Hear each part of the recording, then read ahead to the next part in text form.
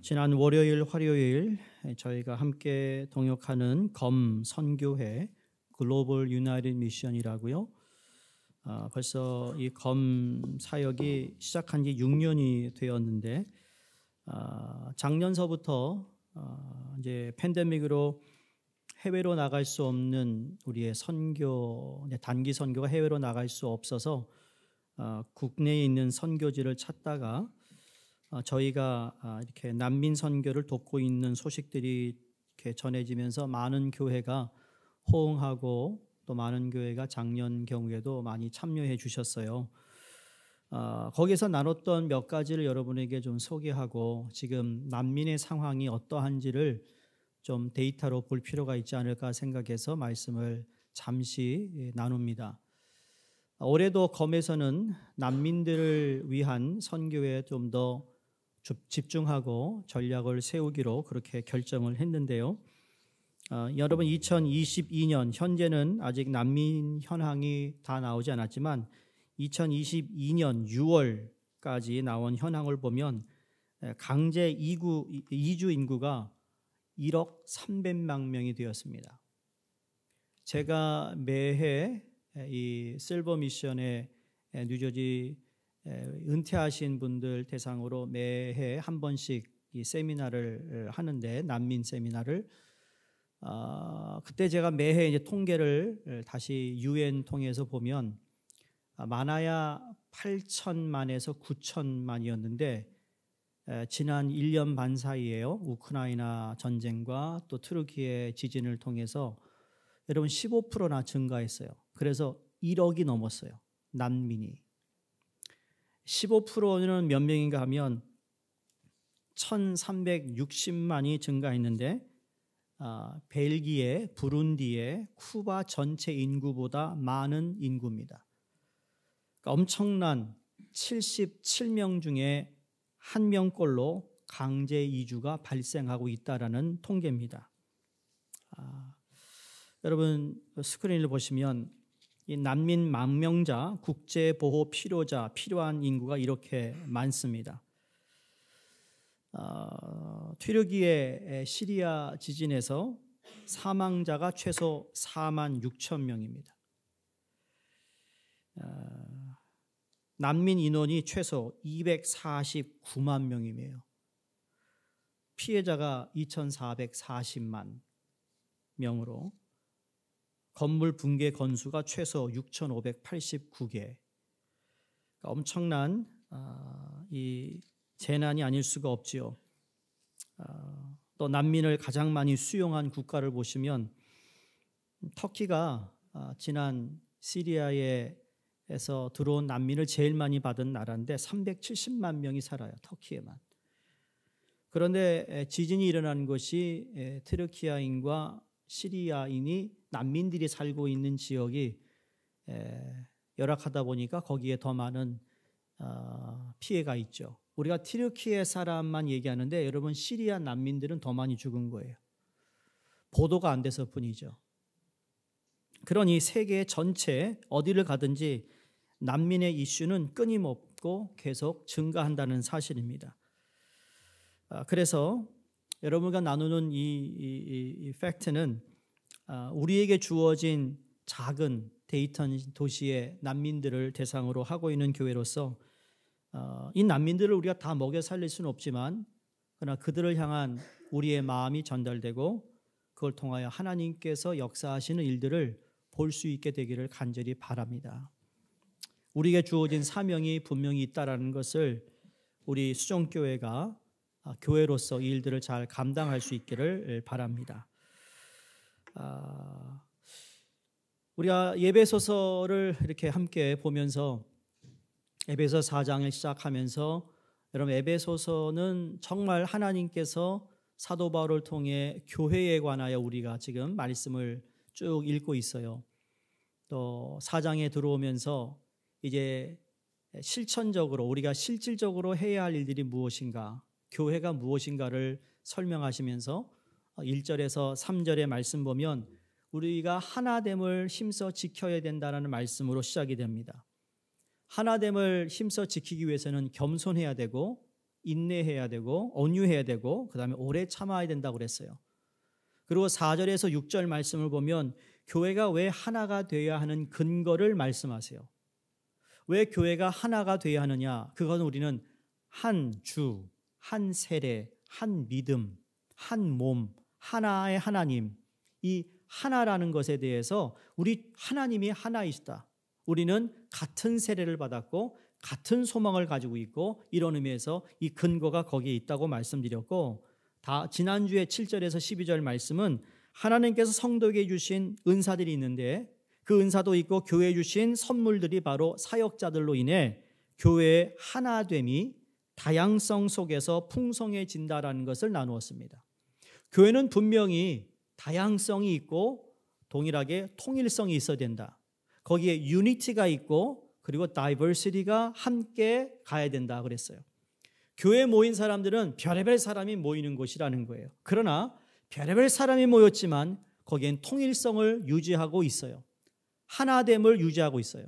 왜 하나가 되었나를 우리가 알면 우리의 이해관계나 우리의 어떤 지적인 어떠한 수준이나 이거에 상관없이 어떤 사람이든 예수 그리스도의 한 몸이 되었다면 그 사람의 배경이나 출신에 상관없이 우리는 하나 되었다라는 이 사실 앞에 우리가 인식하고 그 공동체를 사랑해야 되는 겁니다.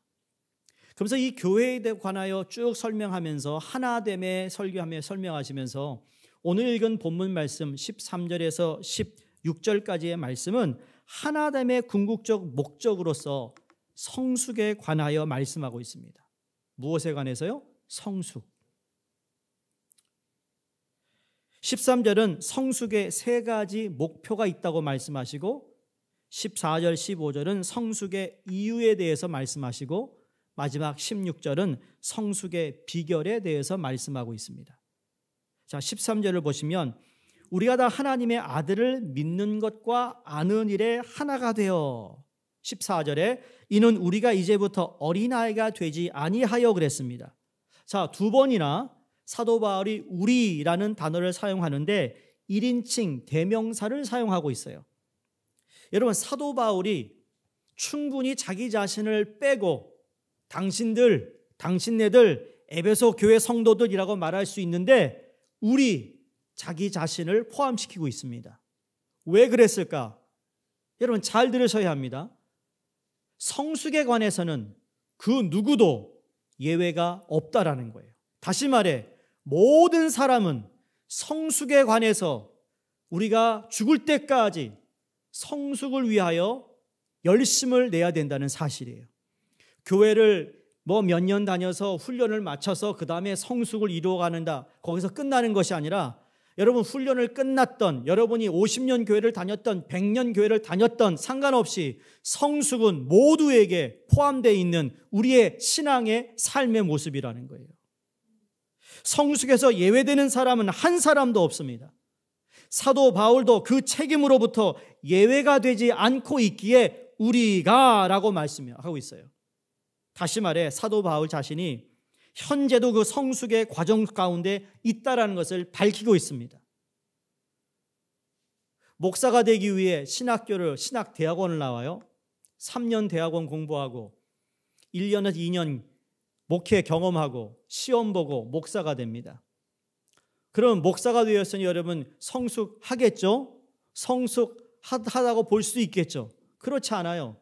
죽을 때까지 성숙이라는 숙제를 안고 성장하고 끊임없이 그 성숙을 향하여 나아가는 것이 목사예요. 그럼 목사만 그럴까요? 아니요. 교회 모든 성도가 똑같습니다. 정말 그렇습니다. 21세기를 살아가면서 여러분 우리에게 있어서 이 성숙이라는 말이 세상 문화에서는 그리 큰 관심을 두지 않습니다. 여러분 성숙에 관한 책을 읽어보신 적이 있으신가요? 아니면 성숙에 관하여 여러분이 알고 있는 책이 있으신가요? 거의 없습니다. 거의 없어요. 여러분이 직장 생활하는데 여러분의 보스가 다음 주에 이거 읽어와. 우리 성숙해야 돼. 그럽니까? 학교를 가는데 교수님이 여러분에게 이 책 좀 읽어봐. 너 성숙하게 만들 거야. 이 책 꼭 읽어. 그런 조언을 하던가요? 우리 자녀를 키우는 여러분이 여러분의 자녀가 철이 들어 학교를 졸업하고 직장 생활하고 결혼 생활하고 가정을 이루었다고 생각해 보세요. 여러분, 그들에게 누군가가 너 성숙해라 라고 전해주는 보수가 있냐고 물어보세요. 그런 교수가 있냐고 물어보세요. 아니요, 없어요. 그런데 우리는 나이가 들어가면 그 사람이 신앙 안에서 성숙하다라는 생각을 가지고 있어요. 그런데 아니에요. 아니라고요. 아니라고. 성숙은커녕 세상은 오히려 소유와 소비에 더 많은 관심을 갖고 있어요. 세상 문화는 더 많은 것을 갖기 위해 혈안이 되어 있지 더 성숙하기에 노력하지 않고 있어요. 그럼 교회는 어떻습니까? 교회가 더 커지기 위해 몰입하고 있습니까? 아니면 더 성숙하기 위해 힘을 쓰고 있습니까? 여러분 한번 대답해 보세요. 교회가 건물도 있겠지만 교회는 우리 개개인인데 우리는 교회가 커지기를 좋아합니까? 아니면 성숙하는 것을 더 좋아합니까? 이 질문의 대답은 교회가 현재 어떤 영향력을 끼치고 있느냐에 따라 답을 할 수 있다라고 생각합니다. 안타깝게도 교회마저도 세상 문화에 몰입하여 더 커지고자 하는데 몰입하고 있지 더 성숙하기 위해 몰입하는 모습은 찾아보기가 참 어렵다라는 거예요. 바라기는 오늘 말씀을 통해서 성숙이 여러분이 신앙생활 여정의 가장 중요한 주제로 자리 잡을 수 있게 되기를 간절히 바랍니다. 이건 아무도 여러분 말씀하라 하지 않아요. 여러분이 자녀를 사랑한다면 이 성숙에 대한 주제를 그들에게도 가르칠 수 있어야 됩니다. 알릴 필요가 있습니다. 관심을 가져야 된다고 말해야 됩니다. 자, 그러면 성숙의 목표는 아까 말씀드린 13절에 세 가지라고 그랬는데 첫 번째가 믿고 아는 것입니다. 그럼 무엇을 믿고 아는 것일까? 13절을 보시면 우리가 다 하나님의 아들을 믿고 아는 것이라고 그랬어요. 여러분, 우리는 하나님의 아들이 누구죠? 예수님이세요. 그 예수 우리는 주라고 불러요. 그분이 그리스도세요. 우리의 구세주세요. 이분을 우리는 믿고 있습니까? 믿으세요? 성가대만 입이 있나? 믿으세요? 마스크 때문에 안 들리나? 예수 그리스도가 우리의 구세주입니다.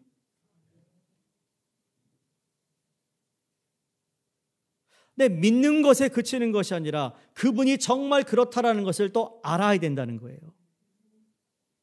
여러분, 세상 사람들은 예수님이 하나님의 아들이라는 사실을 별로 안 좋아하는 거 아세요? 오히려 예수님은 위대한 선생님이시다.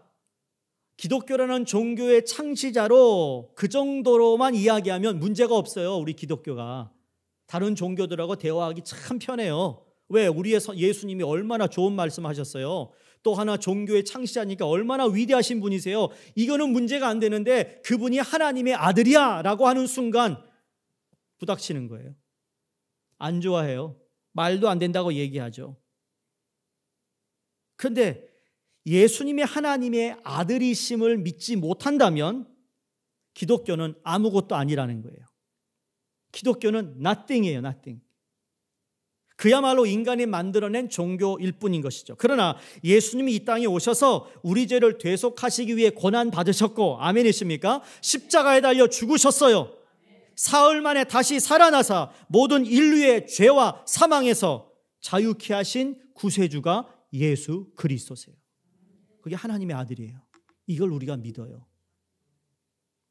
근데 우리는 그렇게 믿는데 세상 사람들은 또 우리에게 이런 질문하죠. 예수님의 하나님의 아들임을 어떻게 증명해? 그런 질문 받아보셨을 거예요. 어떻게 알아? 여러분, 이렇게 되물어야 됩니다. 그러면 예수님이 하나님의 아들이 아니라는 것은 어떻게 증명하지? 둘 다 증명 못해요. 과학적으로 증명이 안 돼요. 입증할 수 없어요. 하나님의 아들이심을 과학적으로 입증될 수도 없고 하나님의 아들이 아니심을 과학적으로 입증할 수 없고 두 가지가 다 불가능해요. 예수님의 신성을 인간의 과학으로 입증도 안 되고 부정도 안 된다. 자, 그러면 우리는 예수님이 어떻게 하나님의 아들임을 고백하나요? 여러분, 절 좀 보세요. 예수님이 하나님의 아들임을 믿는다고 그랬잖아요. 그럼 예수님이 하나님의 아들임을 어떻게 증명하시죠? 여러분은 뭘 가지고?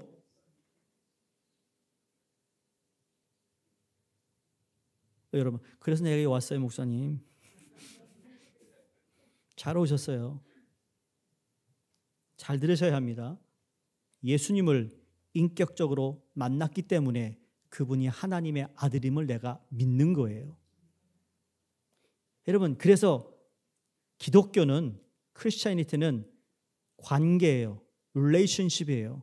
예수 그리스도를 내가 알고 믿고 인격적으로 만났기 때문에.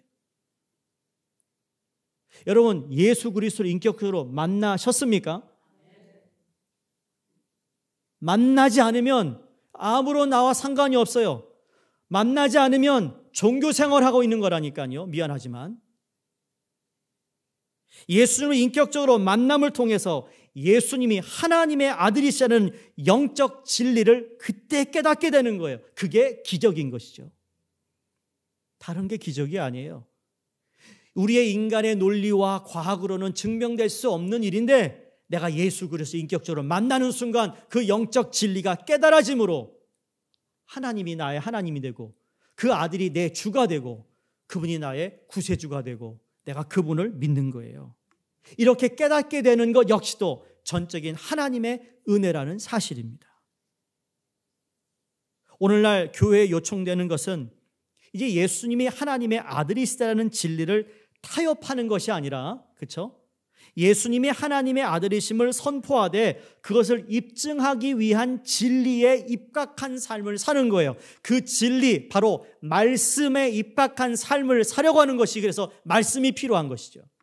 우리가 예수님을 인격적으로 만날 때는 말씀이 깨달아져서 인격적으로 만나는 것이 아니라 성령의 도우심으로 그 예수님이 내 죄를 위해 죽으셨고 다시 살아나셨고 나의 구세주가 되신다는 것을 내가 믿는 거예요. 그게 들어오는 거죠. 그게 그분을 인격적으로 만나는 거죠. 그 다음부터는 말씀이 내 발등에 등불이 되어 그 말씀의 진리가 계속 내게 공급되므로 내가 자라게 되어 있어요. 하나님의 아들이신 예수님께서 여러분 태어나셨어요. 그 예수님은 십자가에서 그 삶을 마감하셨어요. 하나님의 아들이신 예수님은 구유에서 탄생했다. 그분의 출발이 시작이 구유였어요. 그리고 십자가에서 삶을 마치셨다는 이야기는 십자가가 그 삶의 마지막이었다라는 거죠. 다시 말해 시작과 끝이 뭐였습니까? 더 낮은 곳을 상상할 수 없는 가장 낮은 곳인 구유에 오셨다라는 것. 또 더 비참한 것을 상상할 수 없는 가장 비참한 십자가에 달려 죽으셨다. 무슨 말일까요? 예수님의 삶을 보면 가장 낮고 가장 비참한 삶을 살았지만 가장 낮고 비참한 그 자리에 구원의 역사가 있었고 하나님의 능력이 있었다라는 사실입니다. 여러분, 호화찬란하게 사는 사람들의 삶 가운데 하나님의 역사가 일어날 수 있지만 대부분 그 역사는 일어나지 않아요. 그러나 예수님이 걸으셨던 모든 이 삶을 돌아보면 가장 힘들고 어려운 사람들을 만나서 그들을 구원하며 그 안에 하나님의 능력이 나타남을 그들이 다 보았어요. 믿었어요. 그게 그들의 증거였어요. 그래서 우리의 삶이 낮아진다, 누구를 섬기는 자리에 내려간다는 것은 하나님의 능력이 가장 빨리 일어날 수 있는 곳이라는 겁니다. 그런데 섬기지 않고 낮아지지 않기에 살아계신 하나님이 그 역사를 그냥 그냥 그 일을 하시지 않으세요. 10브러치 쌀을 사서 고대 산지에 있는 한 가정에게 어렵게 전달되는 여러분 그 낮고 낮은 그들에게 작은 예수 그리스도 이름으로 전달될 때 여러분 거기에 빛이 임한다고 믿습니다. 우리가 작년에도 작은 슈박스 하나, 이름도 모르고 성도 모르고 어디 사는 아이도 모르지만 그들에게 전달되는 그 낮고 낮은 작은 것에 주님은 역사하셔서 구원이 임하시게 하시고 하나님의 능력을 보여주신다는 거죠. 예수님께서 나를 따르라 하신 것은 우리도 역시 더 낮아지고 더 섬기는 삶으로 초청하신 거예요. 예수님은 낮아지고 죽음을 통해 역설적으로 예수님의 신성을 입증하셨습니다. 그것이 하나님의 방법입니다. 오늘도 하나님은 참 부족하고 열악한 우리들을 통해 하나님의 섭리를 이루어가고 있어요. 이게 기적이라는 거예요. 왜 여러분 눈에 뭔가 그런 기적이 아니라 우리는 그 기적의 삶을 지금 살고 있어요. 믿으셔야 돼요. 너 하나님이 있는 걸 나를 보면 모르겠어? 라고 말할 수 있어야 돼요. 근데 여러분 오해 마세요. 내가 너무 착하게 말씀대로 기도 생활 잘하니까 그게 아니라 그렇게 살지 못하는 나의 연약함 속에서도 나를 붙잡고 계시고 나로 하여금 끊임없이 주님께 나와 예배드리고자 하는 하나님이 주신 이 하나님의 영이 있다라는 것, 존재하고 있다라는 이 자체가 하나님의 살아계심이라는 거예요. 여러분은 하나님의 기적이에요. 한번 얘기하세요. 어휴, 당신이 하나님의 기적이래.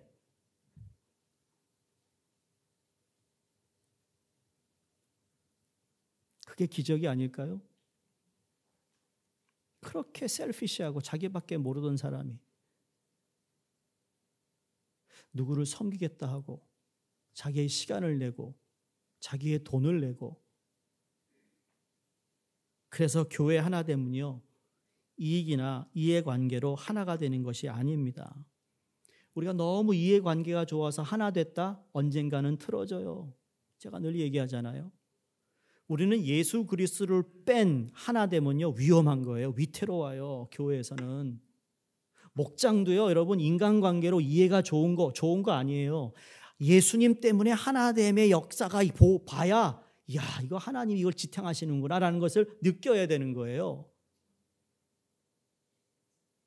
그만큼 우리는 약하다고요, 여러분. 그래서 하나됨은 하나님의 아들을 믿는 것과 아는 일에 하나가 될 때 교회가 하나 되는 것입니다.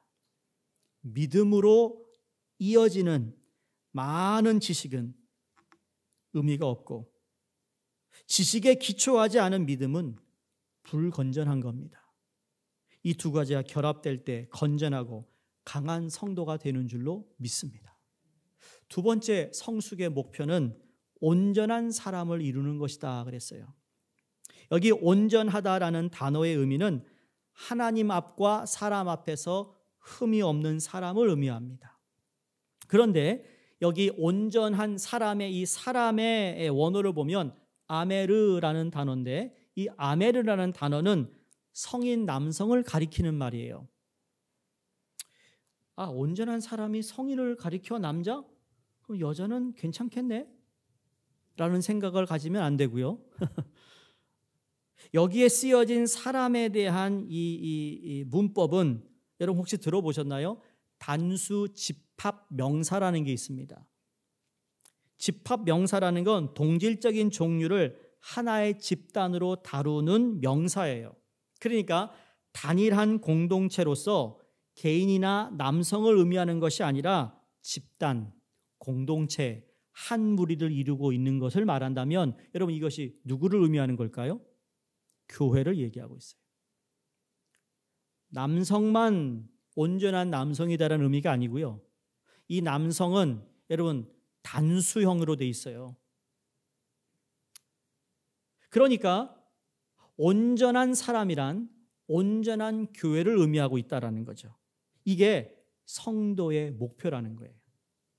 하나님 앞에서 사람 앞에서 흠이 없는 삶을 살아가는 노력이, 그래서 그 사람이 온전한 사람이에요. 여러분 이제 앞으로 기도할 때 하나님 내가 온전한 사람 되게 해주세요. 하나님, 우리의 목장 식구가 온전한 사람 되게 해주세요. 하나님, 나의 자녀가 온전한 사람 되게 해주세요. 라는 여러분 그 목표에 어떤 그런 기도가 우리에게 필요하지 않을까 생각합니다. 근데 온전한 사람, 온전한 교회를 이루는 데 있어서 목회자의 책임이 1차적으로 있다고 생각합니다. 지난주에도 말씀드린 대로 교회에 여러 은사를 주셨는데 거기에 직임도 주셨는데 그것이 목사와 교사라고 말씀드렸어요. 목사의 1차적인 관심은요, 철저하게 일관되게 성도들의 영적 성장이어야 한다는 거예요. 제게도 도전이 되고 다시 한번 제 자신을 리마인드 시키는 말씀이었다고 생각합니다. 목사인 제가 성도님들을 영적 성장을 위해 변함없이 힘쓸 수 있는 여러분 목회자가 될 수 있도록 기도해 주시기를 부탁드립니다. 성경은 단 한 번도 교회 양의 성장, 양적 성장에 대해서 말씀한 적이 한 번도 없어요. 그 교회가 양적으로 성장했다 칭찬하신 바도 없어요. 그러나 언제나 영혼이 영적 성장에 관심을 두고 있었고 교회가 가져야 할 관심이 바로 이 성장과 성숙이라는 거예요. 세 번째 목표는 그리스도의 장성한 분량이 충만한 데까지 이르는 것이다 그랬습니다. 여러분 이걸 읽었을 때 어떻게 느꼈나 모르지만 솔직히 문법의 순서를 보면 그리스도의 장성한 분량이 충만한데 뭐가 조금 이렇게 부드럽지 않은 것 같아요. 근데 이거를 이렇게 쉽게 원어의 성경을 풀이하면 이렇게 순서가 돼 있어요. 그리스도의 충만함이 장성한 분량까지. 이게 더 부드럽겠죠. 그렇다고 성경을 바꾸자는 얘기가 아니고 그 당시에 성경을 번역했던 분들이 이렇게 번역했지만 그 의미는 우리가 알기에 이 성경의 어떤 이걸 번역된 거를 다시 새로 고치자는 얘기는 그건 너무 좀 아닌 것 같고, 그러나 그리스도의 충만함이 그렇죠? 장성한 분량까지 이르는 것을 말하고 있다라는 것. 영어 성경에도 그렇게 기록되어 있어요. 에베소서 1장 23절에 교회는 그의 몸이니 만물 안에서 만물을 충만하게 하시는 이의 충만함이니라. 교회는 하나님의 충만이라는 거예요. 믿으십니까? 교회는 누구의 충만? 하나님의 충만 믿으세요? 다른 충만을 구하시면 안 돼요. 우리 교회 점심 맛있거든요. 맛있는 메뉴의 충만이 아니에요. 네. 아무리 뭐가 교회 좋아도요, 그 충만함이 앞서면 안 돼요. 하나님의 충만함이 우선인 거죠. 에베소 3장 19절에 사도 바울이 이렇게 기도합니다. 하나님의 모든 충만하신 것으로 너희에게 충만하게 하시기를 구하노라. 참, 하나님의 충만하신 것으로 너희에게 충만하기를 구한다. 영문에는 with the fullness of God 이라고 써 있어요. with라는 단어를 썼어요. 무엇과 이걸 풀이하면 하나님의 모든 충만하심을 가지고라는 의미예요. 그러니까 하나님의 모든 충만하심을 가지고 너에게 충만하기를 구한다. 이게 사도 바울의 기도였어요. 저는 이 말씀을 보면서 깜짝 놀랐어요. 야, 하나님이 하나님의 충만하심을 동원하여, 여러분 우리 동원한다는 이게 무슨 말인지 알잖아요. 동원하여서 누구를 충만케 한다고요? 교회를, 여러분 한 사람 한 사람을. 손 한번 들어보세요. 하나님은 크시니까 좀 크게 좀 하세요. 하나님은 요만하면 요만하게 드시고 믿음대로 될지어다. 예? 하나님은 충만하신 분인데 그 충만하신 하나님의 모든 걸 동원하여서 누구에게 충만케 하신다? 나로는 안 되죠. 우리 교회 옆에 있는 사람을 충만케 하신다고요. 너무 놀랍지 않아요? 옛날에 스트리트 파이터를 게임을 했던 남자분들, 예? 뭐라고 그러잖아요. 막 장풍을 돌리잖아요. 예? 드래곤볼즈 시대들은 드래곤볼즈가 이게 막 힘을 받아가지고 막 그냥 날아다니잖아요. 하나님의 충만함을 동원해서 우리를 충만케 하신대. 그걸 기도하고 있어요. 이게 얼마나 아름다운 기도입니까? 하나님, 하나님의 충만함을 믿습니다. 하나님의 충만함으로 우리의 목장에, 우리의 전도회에, 우리 교회에, 우리 자녀들에게, 우리 교회 교육부에 충만하기를 원합니다. 기도해야 되는 거예요.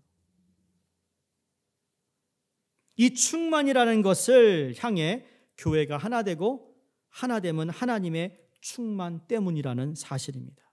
그렇다면 다시 우리의 현실을 좀 볼까요? 우리같이 약한 인간이 하나님의 충만함, 그리스도의 충만함까지 도달할 수는 있습니까? 도달할 수 있습니까? 여러분, 하나님의 그 충만함에 도달할 수 있다. 그분은 슈퍼 세인이 된 거예요.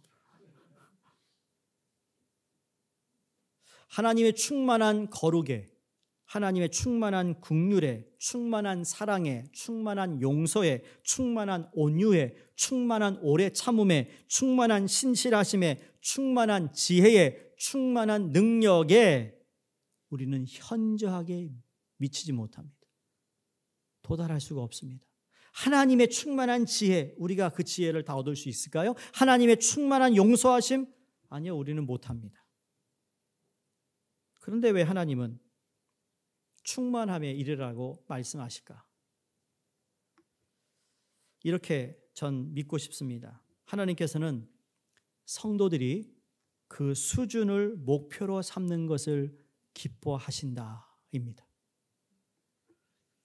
여러분, 우리의 삶의 수준을 어디다 두고 사시나요? 여러분이 이민 와서 여러분의 수준은 어디입니까? 어디에다가 목표를 두고 살고 계시나요? 영어에 이런 말이 있어요. aim high. aim high. 높은 데다가 두라. 우리의 수준을, 목표를 높여야 된다는 거예요. 아이, 뭐 저 사람도 뭐 저렇게 사는데 뭐 나도 뭐 저거보다 조금 나아. 그런 수준이 아니라, 야, 정말 저 수준. 아름답다, 저 모습이. 야, 저렇게. 여러분, 이러한 수준을 좀 높이자는 거죠. 우리는 그럴 만한 가치가 있어요. 내가 그럴 만한 사람이 아니라, 에서가 아니라 하나님 우리를 그렇게 만들어 주셨기 때문에.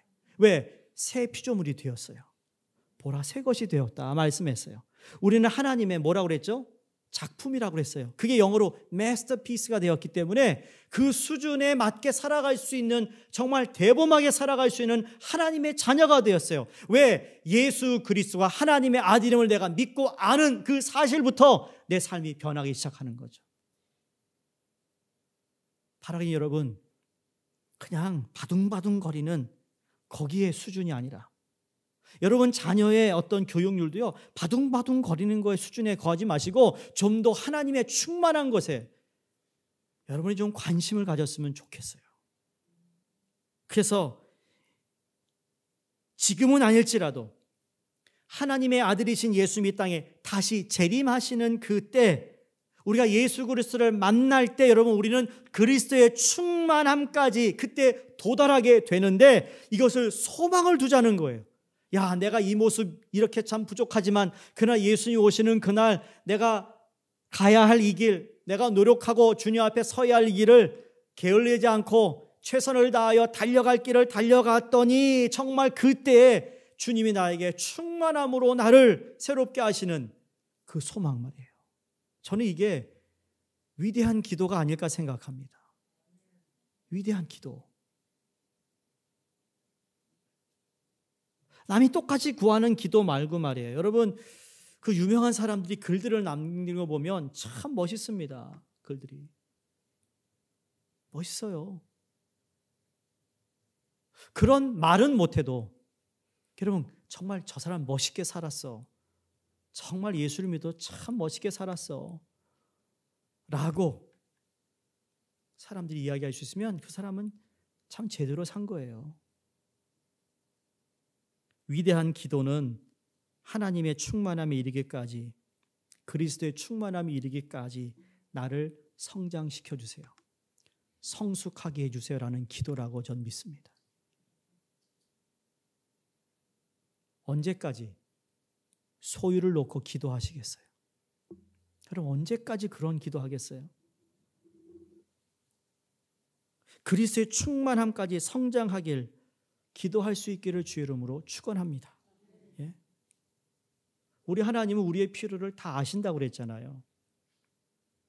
하나님 우리 필요를 다 아세요.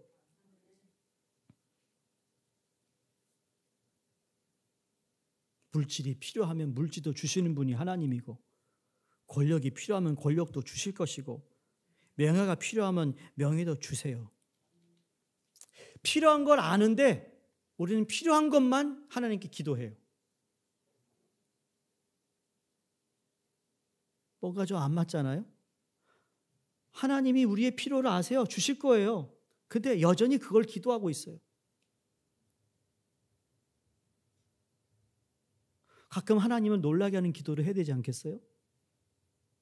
바로 그게 오늘 여러분이 가르쳐 드린 기도예요. 하나님, 하나님의 충만함이 내 안에 거하기를 원합니다. 그 충만함으로 내가 그리스도의 충만한 그 분량에, 장성한 분량에까지 내가 자라기를 원합니다. 그래 하나님 깜짝 놀라죠. 얘가 웬일이야? 매일 달라달라 하더니 누구한테 기도? 하나님이 정말 늘 똑같은 평상시 하는 기도. 여러분 왜 말씀이 필요할까요? 말씀을 통해 깨달은 걸 하나님께 간구하는 거예요. 그걸 구하다 보면, 충만한 구하다 보면 내 필요한 것은 하나님께서 알아서 채워주시는 분임을 믿습니다. 그게 우리가 잘 아는 먼저 그 나라와 그 의입니다. 먼저 그 나라 그 의 얘기하면 뭔가 해야 된다는 얘기만 자꾸 하잖아요. 여러분 생각에? 아니에요. 그거는 자동으로 하게 돼 있어요. 뭐가 바꾸면? 하나님의 충만함의 은혜가 내 안에 있으면 하지 말라도 해요.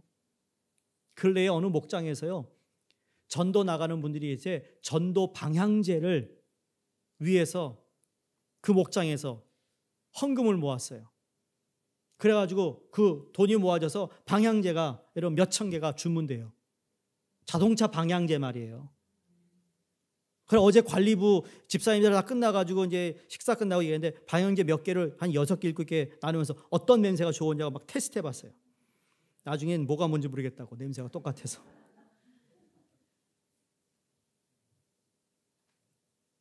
안 시켰어요. 근데 이게 너무 필요해요. 그 목장에서 그 일을 하셨어요. 얼마나 아름다운 일이에요. 그랬더니 어느 분이 또 자기도 거액을 내서 함께 동참하겠다고 해요. 누가 시킨 거 아니에요. 그 안에 하나님의 은혜, 이 감격해서 작은 일을 시작했는데 그 소식을 듣고 함께 합력하여, 이게 교회의 하나됨의 모습이에요. 아름다운 모습이라는 거죠. 이런 일들이 그냥 자연스럽게 내추럴하게 나타나는 것이 교회라고 믿습니다. 그래서 사랑하는 성도, 이것이 우리의 목표임을 알았다면 성숙을 위해 이 세 가지 목표를 가지고 우리는 성경을 아는 만큼 살아야 하는 겁니다. 말씀을 깨달은 만큼 우리가 책임이 주어져요. 성경대로 살지 않으면서 성경을 알고 싶다? 거짓말쟁이에요. 성경대로 사는 것을 기뻐하지 않으면서 성경 공부를 좋아한다? 웃기는 얘기예요. 그건 부패한 만나와 같아요. 부패한 만나를 먹으면 배탈이 나게 돼 있어요. 오늘 하나님께서 우리 교회를 또 한 레벨의 성숙을 요청하고 있음을 여러분이 깨달을 수 있기를 바랍니다. 그러면 성숙의 이유는 뭐냐? 14절 15절의 얘기를 보면 그렇게 얘기합니다. 우리가 이제부터 어린아이가 되지 아니하여 사람의 속임수와 간사한 유혹에 빠져 온갖 교훈의 풍조에 밀려 요동하지 않게 하랍니다. 여기 어린아이를 빗대어 얘기하는데 이것을 통해 소극적이고 부정적인 의미를 얘기하고 있어요. 그런데 15절에 가면서 긍정적이고 적극적인 이유를 얘기하는데 범사에 그에게까지 자랄지라 그는 머리니 곧 그리스도라. 그분의 머리까지 자라는 것, 이것이 성숙함의 궁극적인 이유와 목적을 이야기하고 있습니다. 여기 한 가지 우리가 꼭 짚고 넘어갈 것은, 여러분 사도 바울이 어린아이를 지금 얘기하면서 이 교훈의 풍조, 온갖 교훈의 풍조를 어린아이에 비유하고 있어요. 어린아이에게 큰 문제가 두 가지 있는데 그건 뭘까요? 불완전한 것과 무리함입니다. 어린아이는 불완전하고 무리해요. 어린아이를 키우는 여러분 아시잖아요? 얘가 얼마나 불완전한지 몰라. 막 뛰어다니는데 넘어질 것 같아. 뒤에 쫓아다녀야 돼. 아니가 다를까 가다가 그냥 벽에 쾅 부닥쳐가지고 이렇게 시뻘개졌어. 불완전해요. 무리하다? 왜 무리할까요? 일로 와봐. 그러면 no. 이걸로 와. 싫어요.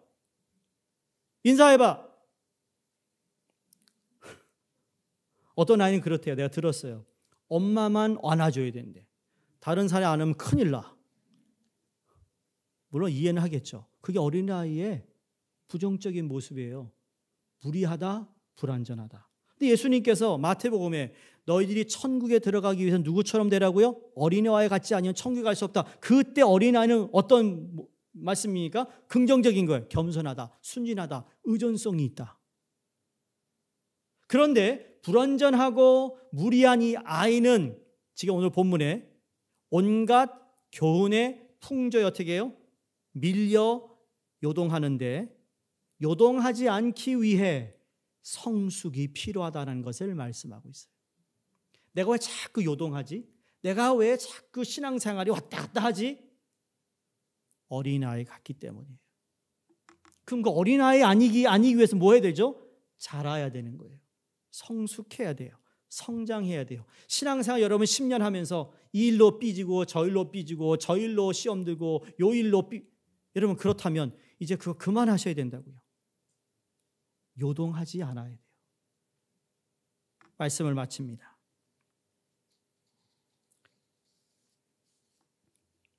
(16절에서) 성숙의 비결은 16절 첫 부분에 나오죠. 그에게서.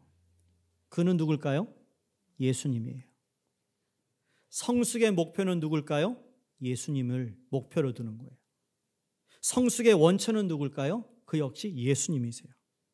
우리의 성숙의 목표와 근원은 모두 예수님이에요. 어느 신앙인이 아니라고요. 그분도 우리가 좋은 롤 모델로 삼지만 그러나 목표는 그 사람이 아니에요. 하물며 성숙의 근원은 목사도 아니고 어느 영적 은사를 가진 사람도 아니에요.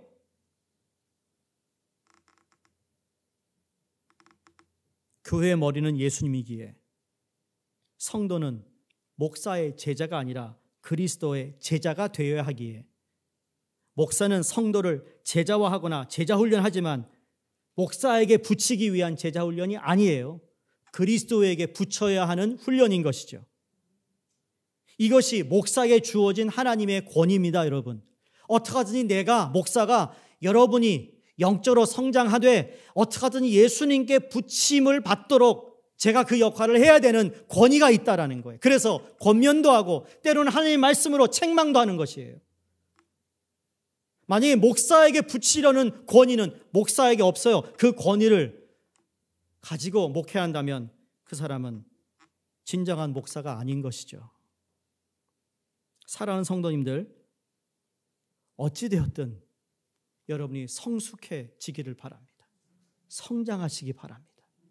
제가 그 목적을 위해 하나님께서 주신 그 권위를 가지고 여러분을 양육하고 여러분의 삶에, 여러분의 영적인 삶에 하나님께 더 가까이 가는 삶을 위해 제가 존재하고 있다는 거예요. 여러분이 나를 귀찮게 해야 된다는 얘기예요. 그렇다 너무 귀찮게 하지 마세요.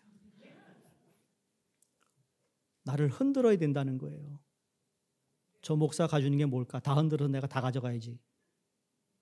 그런 심정으로 신앙생활 하시면 분명히 성숙과 성장이 이루어질 줄 믿습니다. 기도하겠습니다.